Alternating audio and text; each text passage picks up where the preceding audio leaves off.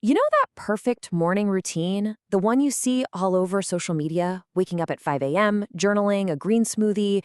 Yeah, you've probably tried it. And it probably didn't stick, right? Well, today we're going to dig into why that is and how a pretty surprising lesson from the 12th century can help you finally build a morning routine that actually works. Believe it or not, our journey actually starts right here in a medieval library. This image, it represents a powerful ideal from the golden age of Islamic scholarship, the pursuit of self-mastery through knowledge.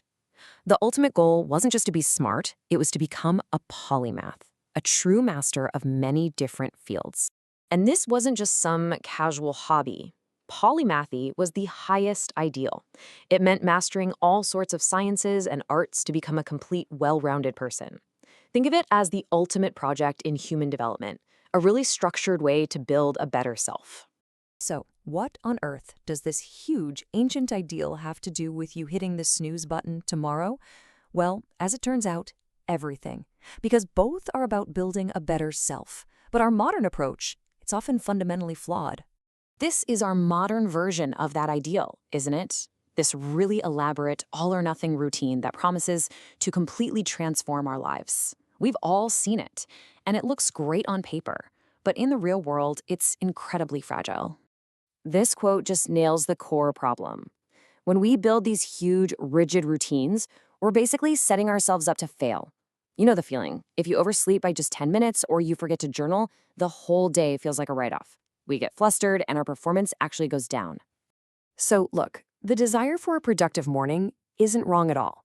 The problem is the architecture.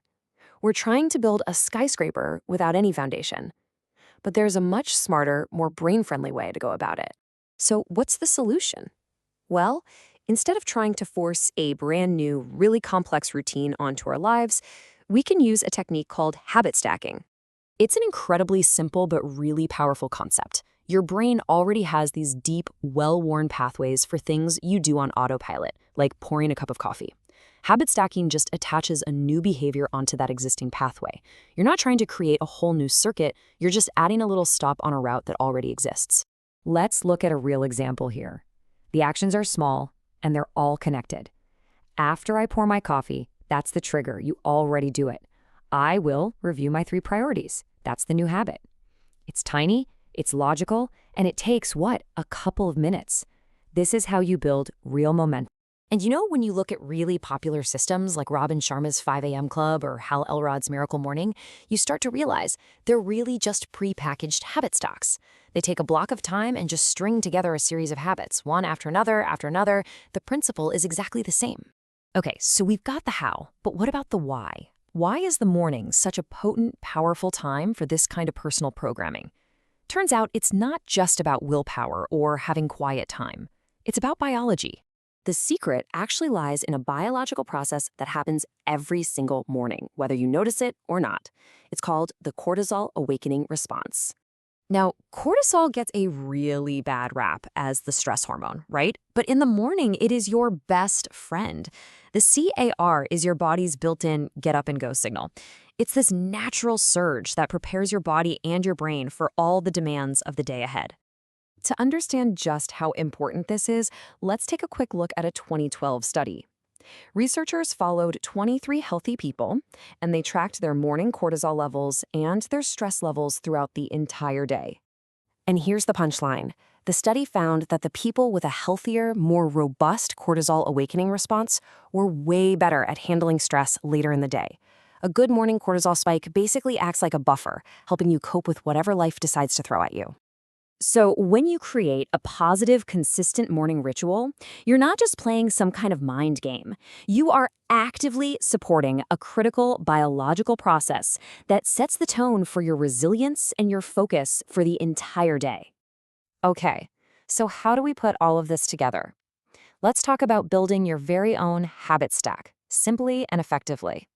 First things first, you need a solid anchor. This has to be something you already do every single day, without fail.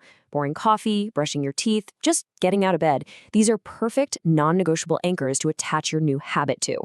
Now, let's talk about the traps to avoid. Don't try to add a 20-minute meditation right away. Start with 1 minute of deep breathing.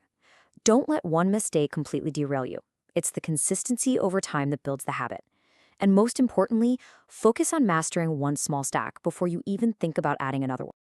And this brings us right back full circle. From that medieval polymath to the modern habit stacker, the goal has always been the same: the structured pursuit of self-improvement. It's about deliberately building a better version of ourselves, one small piece at a time. The ultimate takeaway here is that you don't need a perfect, hour-long Instagram-worthy routine.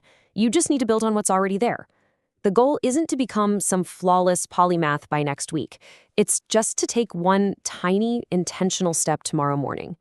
So that leaves us with one final question.